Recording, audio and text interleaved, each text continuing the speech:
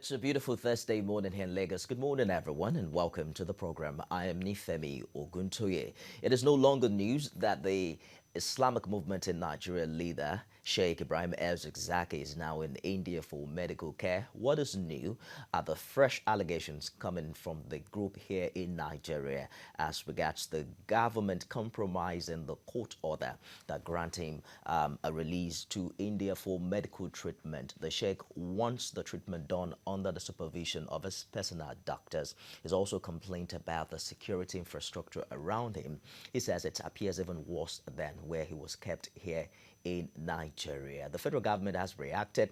The Indian government, the High Commission, has also responded, saying that that is absolutely not true. I'm joined by National President, Committee for Defense of Human Rights, Malaki Ogumagu. Good morning, and thank you for finding time to come on the program today. Tony Ofoyeton is a lawyer in the International Institute of Professional Security. Glad to have you come on the show as well. Thank you for having me. Good morning. What do you think is different from 2016 when government refused to obey court orders? It appears that some would say maybe the protest, the constant protest by the group in Abuja might have forced the hand of government to obey this time. What are your thoughts along this line?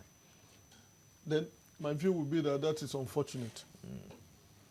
The government, no less the citizens of this country, the institutions of government, state actors, and everyone is under an obligation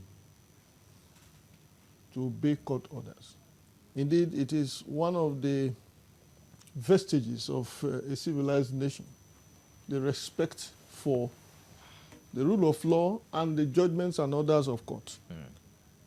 In our own case, Section 287 of the Constitution of the Federal Republic of Nigeria, 1999 as amended, makes it mandatory that every judgment of court, every order of court must be respected and enforced by every person, every institution of government, and more particularly by government itself. So there are no rooms for prevarications or double standards or picking and choosing which aspect of the judgment of court that must be respected.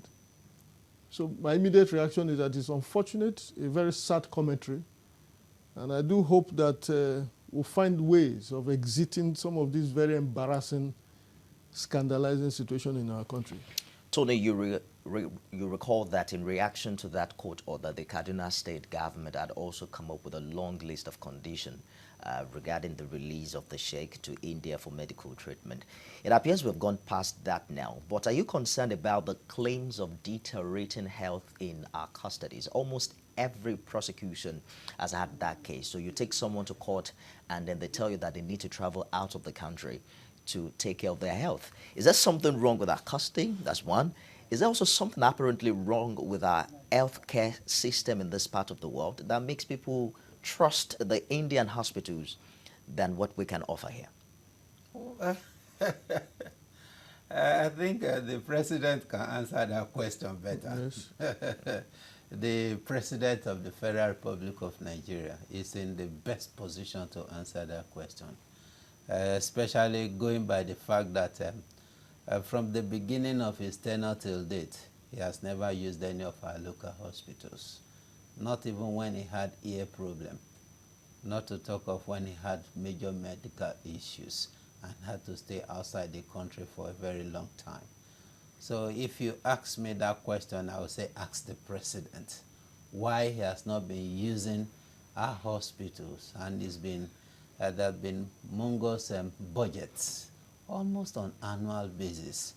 That also tells you the reason why many of those that can afford it are also running outside the country.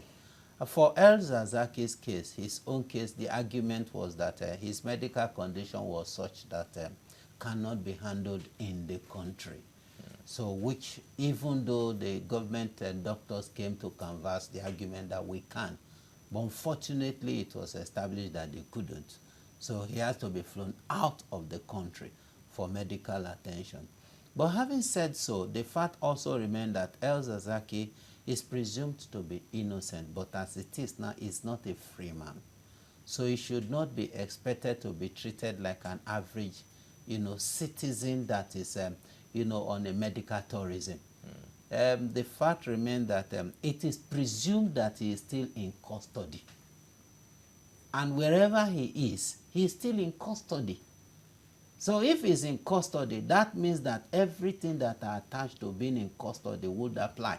So what it got as a form of court order wasn't a bail, as it were? No, it was not a bail.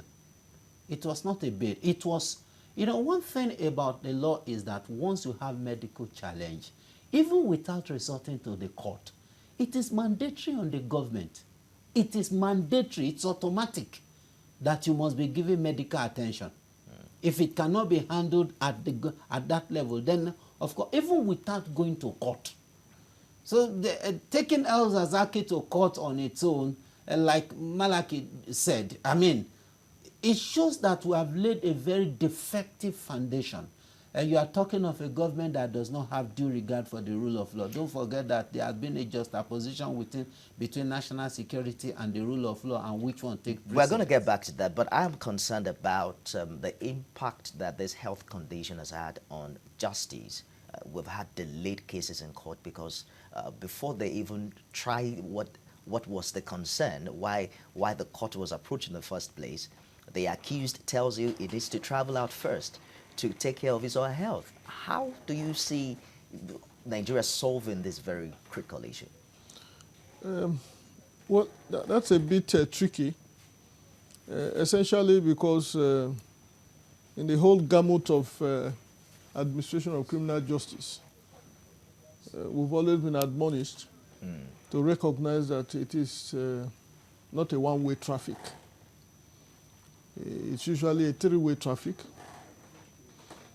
Justice for the state who is prosecuting, justice for the accused person who is standing trial, and justice for the victim, who usually is a complainant and against whom the criminal act is perpetrated. And in that regard, we're always disposed. When I say we, I'm talking of those of us who practice in the temple of justice, to continually observe that fair hearing, fair treatment to all sides. And this issue is part of what the defense always put up, particularly in our clime. And the valid question would be, why is it always attractive and recognized when it is raised? It's not usually granted as a matter of course, like my colleague alluded to. If you are unable to establish that the ailment you complain about is not such that can be handled within the competencies and facilities available in our country, even in the prison, well, I understand it's now correctional homes, ought to have standard medical facilities to deal with health situations and all that. If you're unable to establish that the health situation you're complaining about is not such that can be handled within there, then chances are that you'll be granted that leave to seek adequate medical attention anywhere other than the prison facilities. But you know, as it is easier to deal with the challenges of other issues other than that which an accused person is facing. And considering that what he faces after the full trial is conviction. Conviction could range from mere sentencing to capital punishment. So he or she does everything to at least ameliorate or possibly escape that conviction. Now, your question is valid because it touches on the state of our health system. To what extent is it easy for every Dick and Harry and at every moment, every turn and curve in criminal proceeding to raise the question of health attention? And once it is raised, you likely most often going to get it, particularly from politically exposed and elite category of accused persons. Why is it always easy? Why is it? It is because you can easily fault the standard of our medical facility. And my friend got it right on spot when he said, look, Mr. President is the best person to answer this question. He has always patronized medical attention, medical treatment outside this country, even with respect to, and it's not peculiar to him. Virtually all the presidents and heads of states were found. I remember when General Babangida was in Germany for a very long time over radiculopathy, a kind of health situation he had with his legs. And we're hoping so on that, and so forth. we're hoping Yar'Adua died yes. abroad. Obasanjo was consistently outside this country, and so on and so forth. So it is that they don't even have faith in the medical facilities, just as their children are outside this country schooling. So we are here just to be killing ourselves and nothing happened. I get your point precisely. Many Nigerians are concerned also that the accused are not also taking advantage of this loophole.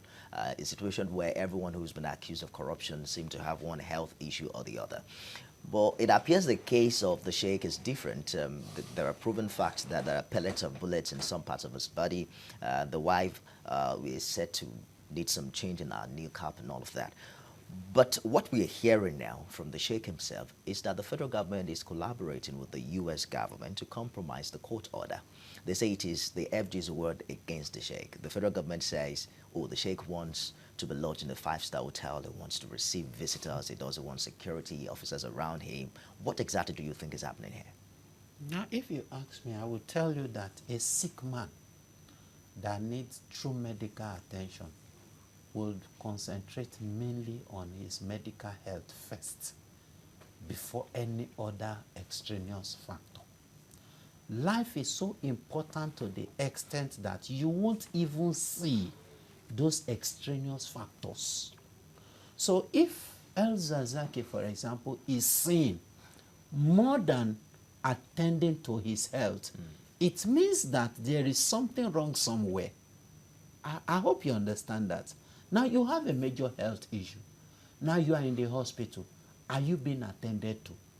His argument is not that he is not being attended to. Then what is the problem? As it is now, you are still under prosecution. You are not as like any other Nigerian. So you must understand that there are times and conditions. You must also understand the fact that it is not yet Uhuru. So the government must do everything to ensure that you don't use that as an opportunity to either elongate your stay there or as an opportunity to escape. Don't forget that there is another international dimension to it, the Iranian intervention. And of course, don't also forget that the integrity of India itself is at stake. So the whole thing is that the government is not even going to hold El-Zakzaky as much other than the government of India. They handed over this man to the government of India. So it is not how much of security would DSS provide in the hospital. It is the Indian security force that will be responsible. So they must ensure that one, he does not have any contact that would either lead to his escape in any way whatsoever. Because understand that when it comes to security at that level, anybody, anything can happen. You've heard of even president being kidnapped. So it is very possible. And that is why you see that whatever is coming from the camp of El-Zakzaky, I am not expecting that it should be. They should be concerned about how are they taking care of this man's health. That is the main thing. Every other thing should be secondary. We're told that the choice of Medenta Hospital in India was the Sheikh's choice, as advised by his own personal doctor. But is there anything wrong in him asking that whatever is being done as regards his treatment be supervised by his personal doctors that he can trust? Well, I'm happy that you mentioned this, that because I've had cause to ask whether the hospital was imposed on him. As a matter of fact, I put that directly to his counsel, who was our former boss and friend. Because in that case, the narrative would change. But if it was his own volition, by his election, that that particular hospital was identified, then it will mean that he has submitted to the professional competence of that hospital, and then will be bound by the facilities, including medical personnel that will be provided to attend to him. I recognize that this has become a long-drawn, situation, one that lends itself to all manner of theatrics, again designed to weigh in favor of whoever it is that is pressing the buttons. And like my colleague did say, it's not a simple medical routine checkup. It is one that now has serious bilateral implications. Apparently. It has legal implications. It has medical implications. It has political implications. You remember one Chapo, the notorious drug baron, who even escaped right from the prison where in the almighty United States of America by just spiriting himself away through the bathroom and through a tunnel and escaped. I understand he has just been convicted, but all of those will tell you that high-profile detainees or persons are checked. Jeffrey Epstein in U.S. just committed what? Suicide, or allegedly. And part of the reason why that was possible was alleged to be poor surveillance on him. And therefore, if there is a duty on the government, the receiving government, to take care of this particular person, it will not add up to suggest that such a person will be at liberty as though there were no responsibility on the part of the receiving government. You mentioned expert now, and there are allegations of power play as well. Don't you think that might have reinforced the Sheikh's commitment to find some people that he can trust to supervise whatever medicine or Medicare that has been administered? Well, that is within reasonable speculation, and I think that if we are mindful of the need to play down on all of these theatrics, that shouldn't be a problem. After all, the government that allowed him to leave also have made some contingent arrangements to ensure that it's not just about escaping.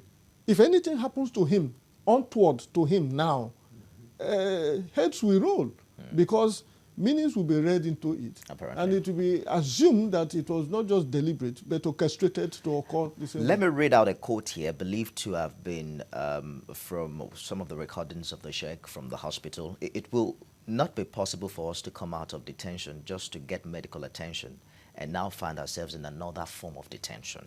We won't submit ourselves to people we don't trust. There's a need for us to go back home since it has been agreed that we should travel out to get medical attention, and India is not a place we can trust. So he's saying there are other countries that have volunteered to take care of his treatment, including Malaysia, Indonesia, and Turkey. Thankfully, he didn't mention Iran. But then, don't you think But that... how do you reconcile that with what you earlier said, that he elected to be treated in that particular he did, hospital? but apparently he's saying that things have changed now. My concern is, what role should India play as regards security? Because he's saying that India is treating him like a criminal, and the fact that he's not been convicted yet, there shouldn't be so much presence of security around him. No, what is the definition of being treated like a criminal? That you have your hospital being guarded. Is that the definition of being treated like a criminal? In DSS custody that you were you free? Were you moving up and down? But he mentioned trust. Are you there? Now, He listen. cannot trust. He's the one who's there. No, We are not there. He's the one who understands what's happening around him. let's- If he can't let's- trust the system, you don't think it is right for him to voice out? Number one, a voluntary non-fit injury. You voluntarily decided to go to that hospital, not that it was forced on you. Now, government has to play its own part by ensuring that whilst in that hospital, people that ought not to have access to you don't have access to you. That is the first rule in security. You know, it is called access control. Now, also, they must also ensure that you as a person, you do not do anything that will jeopardize security. So, by so doing, they are not saying he is not saying that doctors are not attending to him. And I want to also say this very quickly. Ethically, no doctor will allow his mate to supervise his work. We are counsel. Are you there with me? Now, if he has a client, I cannot supervise what he does with his client, except he invites me. I don't know if you understand. You don't think this is a peculiar situation? No, it is So it is different from... This is not just the usual doctor-patient scenario. It is not. It is not. Even in a usual doctor-patient scenario, there must be an understanding. Because what you are doing is that you are spiting the professional prowess of the doctor that is attending to you. It's just like he has filed, he has prepared a pleading. Then his client will now take the pleading he has prepared to be filed and now bring it to me to say, please, can you edit this thing? Did this lawyer do the right thing? If he gets to know that, it's enough for him to throw out the client and the pleading out of his office. So the Inner High Commission has tweeted, it has actually denied reports that he was collaborating with security services in Nigeria to detain or put the Sheikh in custody. I'm reading one of the quotes now. Such reports are not true. India has always been responsive to humanitarian requests. Medical treatment request was received from both El-Zakzaky and the government of Nigeria, and we readily agreed no other connotation should be attached to the matter. How exactly should India treat the Sheikh now? Is it as a patient or as someone who is in custody here in Nigeria? But just before you answer that, let's take a short break, and then we'll be returned to talk more about this. Stay with us.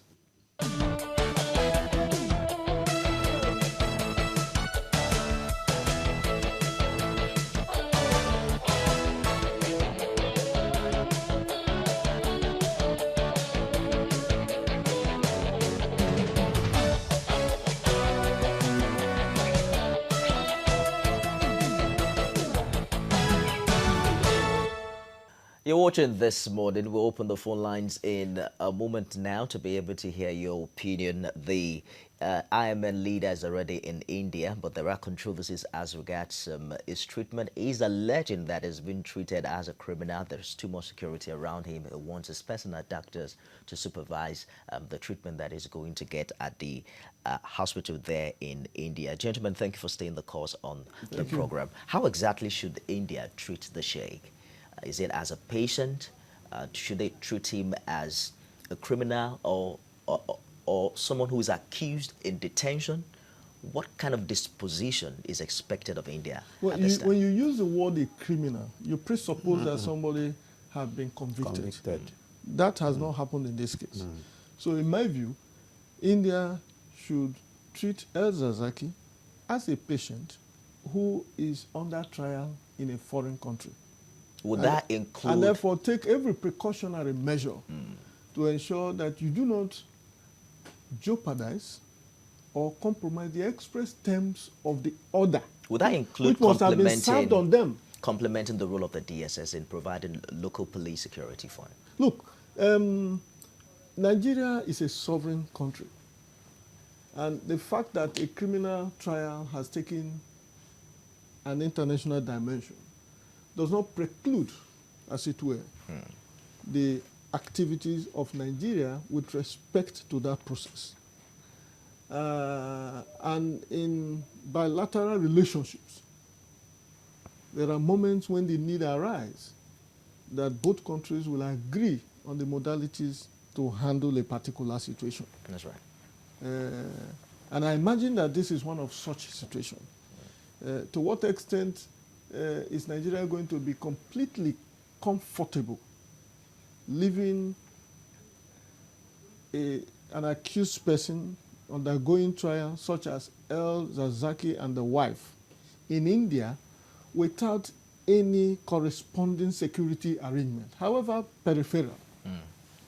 In the same vein, to what extent can India stand completely aloof with respect to such a volatile situation imported all the way from Nigeria into India without partaking in the security arrangement? So at the end of the day, you will see that the need has arisen for a middle point. That middle point is a collaboration of these security agencies to be able to provide what, in their view, is an adequate security to secure the situation pending when the treatment, which is the basis of the order, is completed. My advice to him would be that, look, it's a very creative request that he's making. But you cannot be talking about supervising the medical treatment. They can participate. They can observe and participate. There are instances where, for instance, an autopsy is to be conducted. It is usually the case arising from suspicion that instigates the victim to say, no, we have heard that these are the pathologies, but we want to also provide our own pathologists to observe the process. They won't go there to take over. They possibly would be there to ensure that the procedures are followed just so to get to the desired end. We have a statement from the federal government. This is from the Permanent Secretary, Minister of Information. And there's a part of it that says the Sheikh... Yes, the Sheikh requested that his passport be handed over to him by the state officials, and he would not, the officials would not budge to his pressure. The situation became worse in India as he refused to subject himself to preliminary medical check. In addition, he demanded free movement and access to visitors of all kinds, as well as requested to be allowed to check in a 5-star hotel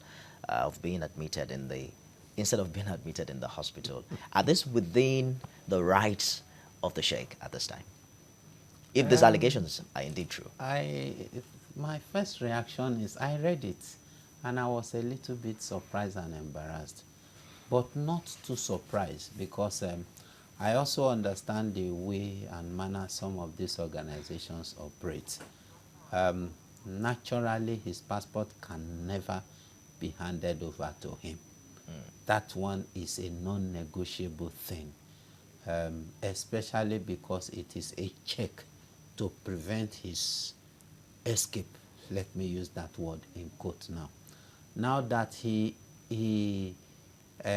opted, or he requested for a 5-star hotel, I don't know how far that will be true, because government at times also know how to use propaganda. Let me hold you for a minute to take this caller. He's been waiting for a while. Good morning, Joshua. Good morning, Nifemi. Good morning. And good morning to your guests. Good morning. I want to speak to the issue from the angle of one of the contributors. He talked about El-Zakzaky being in a very critical situation before he was flown out of Nigeria. If his health situation, as told to us, was true, then I think the people, himself and the organization and everyone should be concerned with his sound health. Yes, sir. All these matters of my doctor, the facility, this and this, do they speak directly to him getting a good health? Or is he really sick?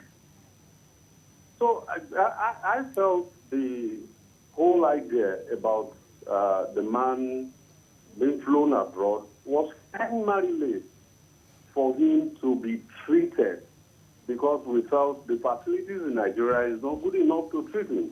So let the focus be on that. I think that's very, very important. This man is a high-profile person of interest to everyone. This El-Zakzaky problem can cause a world war. That is the truth. So we cannot be joking with a matter like this and be playing politics with it. If he wants to escape, he will escape from Nigeria, not from India. So the idea of, okay, if we get to India, we start another story, the medical team is not good and all that. I think they should drop all those things and let's return back to the fact that he needs to get well, to be okay, and return alive to Nigeria so that he can continue his trial. Thank you very much Thank for you your very contribution, Joshua from Wale in Ogun State. You were reacting to Yes, the fact that he I was requested for a just five-star saying hotel. that at times, you know, when things like this come from the government circle, some of us, we don't consume everything hook, line, and sinker. It's unimaginable. That's just the truth. I don't think that El-Zakzaky is that unintelligent to request for a five-star hotel. I don't think so. Yes, saying that, okay, I need my international passport, it's sellable. But saying that I need a five-star hotel, I'm not too sure. So some of us are a little bit skeptical about all those. I expect some element of truth and some element of propaganda in the whole thing.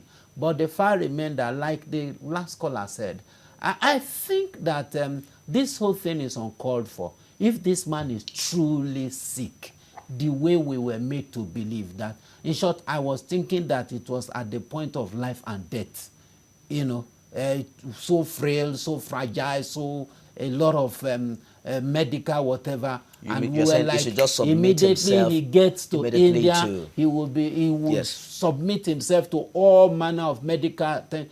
The truth is that no Nigerian government will not allow him to die. They will say for someone who has Indian spent government will not allow years him to in die. detention, he's going to be a little bit suspicious as regards any kind of care that he gets. But let's take this call from Ikeja. Good morning, Judge. Good morning to Malaki and Tony. Good morning. Good morning, sir. Listen, I think there's an adage in the place where I was born that if a woman does not marry two husbands, she doesn't value the one she has. When El-Zakzaky was in protective custody in Nigeria, the members of his sect were protesting that she's being maltreated, she needs to be given. Now, she has gone to a hospital of his choice, and is complaining that he wants particular doctors to treat him. There's something that is possibly not clear to the gentleman. He is not on bail. If he had been bail, he have to apply for a passport.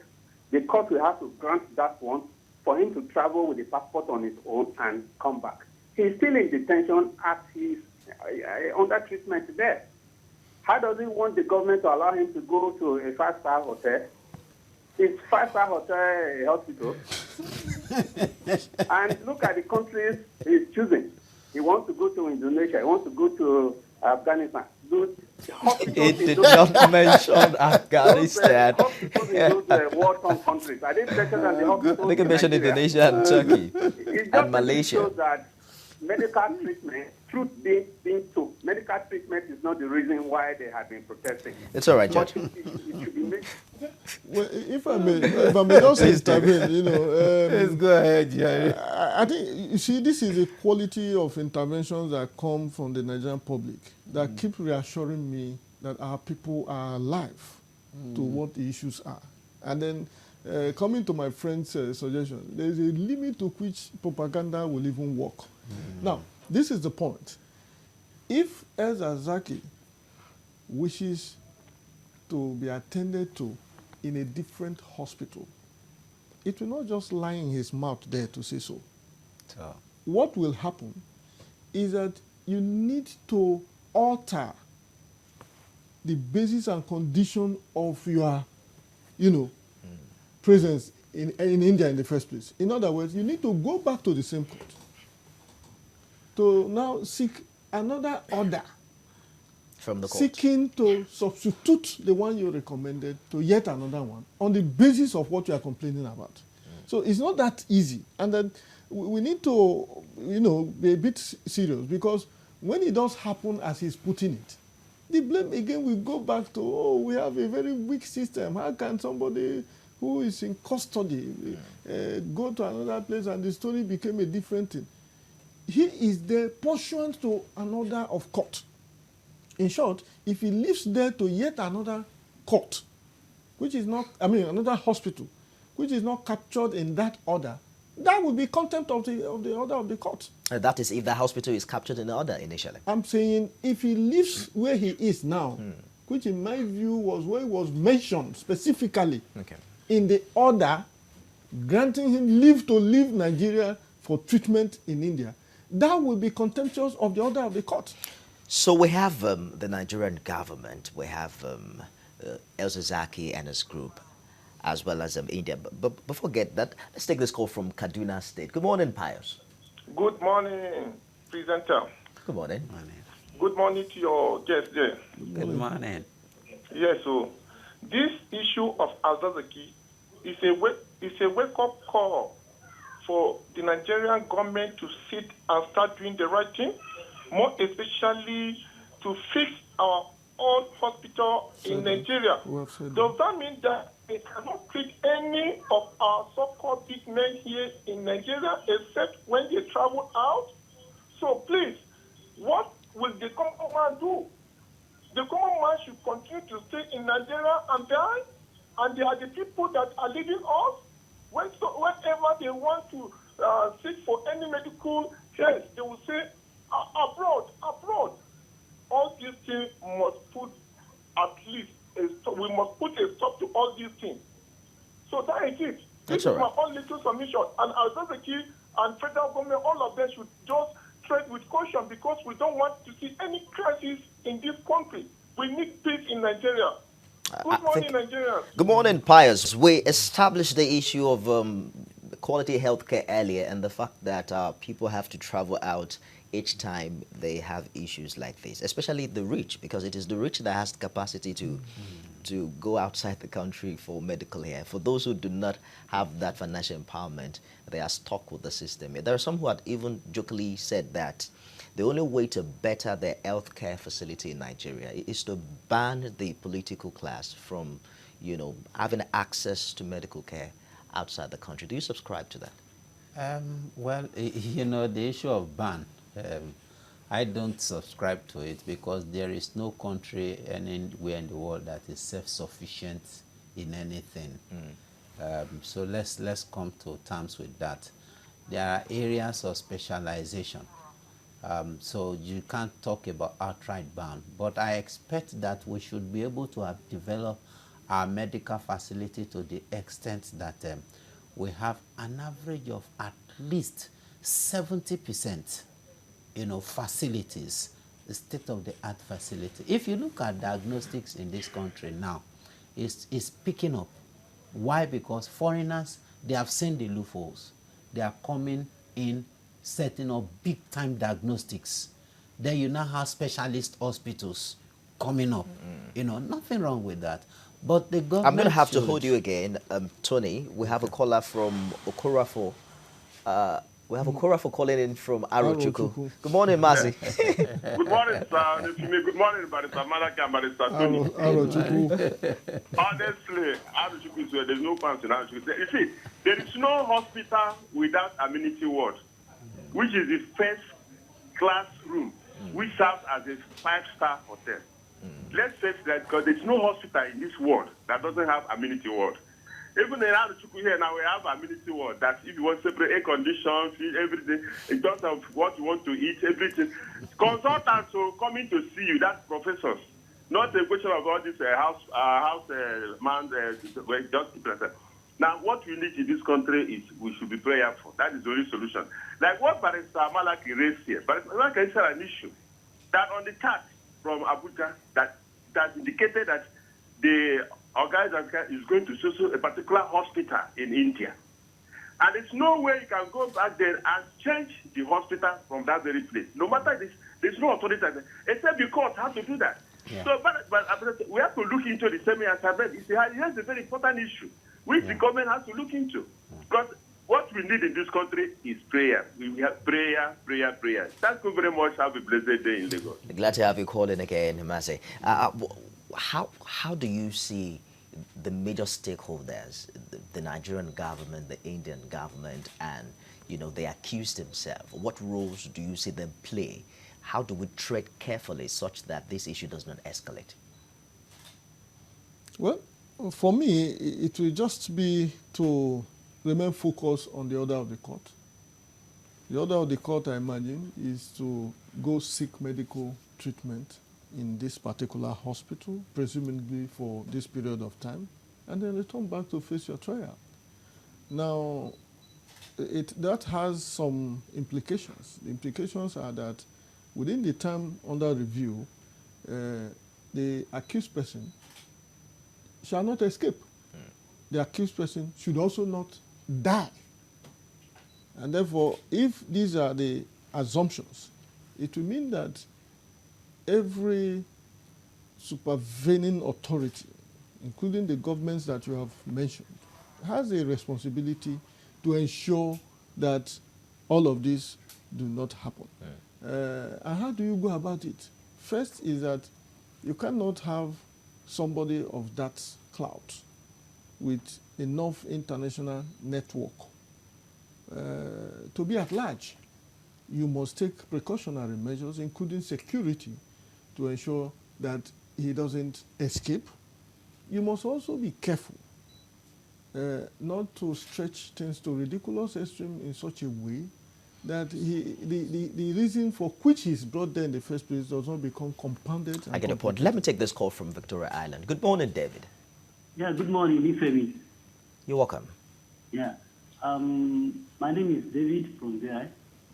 All right, go ahead with the contribution, David. Okay, yeah. Ifemi, I remember when this administration, when the president came in 2015, he made a kind of proclamation that no public officer will go outside this country for medical checkup or for medical treatment. But as we have it now, reverse is the case. So that's number one. Secondly, I want to ask our lawyers in the house, what happened to the first judgment granting this man a bail? So what happened? I don't think this judgment has been effected. So what do you think is happening? So that's my contribution. Thank you. Thank you, David. You don't think event has overtaken that? Yeah, The 2016 that's just the straightforward answer. Event has overtaken that, and one thing we must understand is that when issues of national security comes to play, a lot of other considerations are put in motion. For El-Zakzaky's case, you will discover that even when he was granted bail, the activities of his followers were always negating, the bail itself. It generates more fear that what happened if this man is eventually released.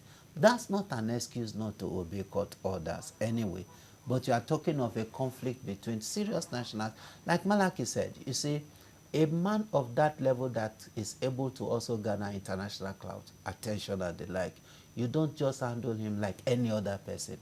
You know, Shore, for example, is in detention. I will tell you that in no distant time, Shore will come out, and it doesn't make any difference. He will. It's not the first time of him going to detention and the like. He will come out. He would even become more celebrated. It's not a security risk. It's just that the government, just as far as I'm concerned, became overzealous. Let's take this call very quickly from Kebbi. Good morning, Ayo. Yeah, good morning. You have just about 30 seconds. Go ahead with the contribution. Please, my contribution is just to buttress what Payo said earlier. Please, our federal government should try and upgrade our own health facility in this country. Let's have something that common citizens like me and others can have access to health in this country. That's all right. Help us use your medium to further tell federal government to do this. Mr. President went abroad for treatment the other day. Now, El-Zakzaky is doing. What about common people here in Nigeria? Thank you. You have to go to the general hospital. Just a minute. There's a lot to talk about. I like that. In a limited time. But I'm concerned about two things happened to have calmed the tension that came with the very many protests we saw in Abuja, the prescription of the group, and now the obedience to the court order. There are people who are referring to the prescription of IPOB and how that seemed to have settled to an extent the security challenge in the southeast. Does the prescription of IMN, do you see it following the same suit, solving this problem permanently? Well, that was at the discretion of the government based on security report they got. There's what we call smoldering smoke.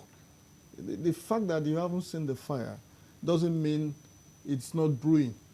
There are some extraneous steps that are taken by government. Sometimes you also wonder whether they've thought it through properly.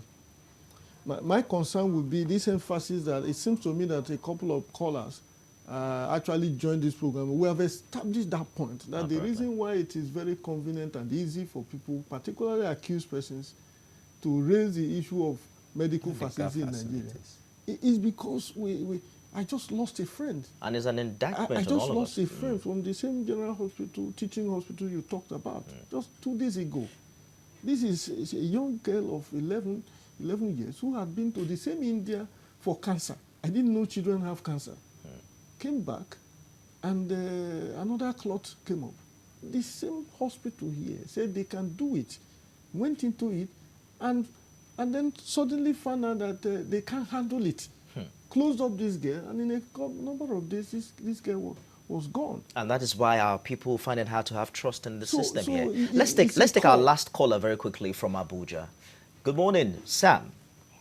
Yeah, good morning, my audience and speakers in the studio here. Go ahead, you have just about 30 seconds, Sam. Yes, please. To quickly go straight to what I want to say, I think we are talking about this society. My own contribution there is that he's talking about his being held up and then still treated as a prisoner or as a criminal in media. One thing is very paramount.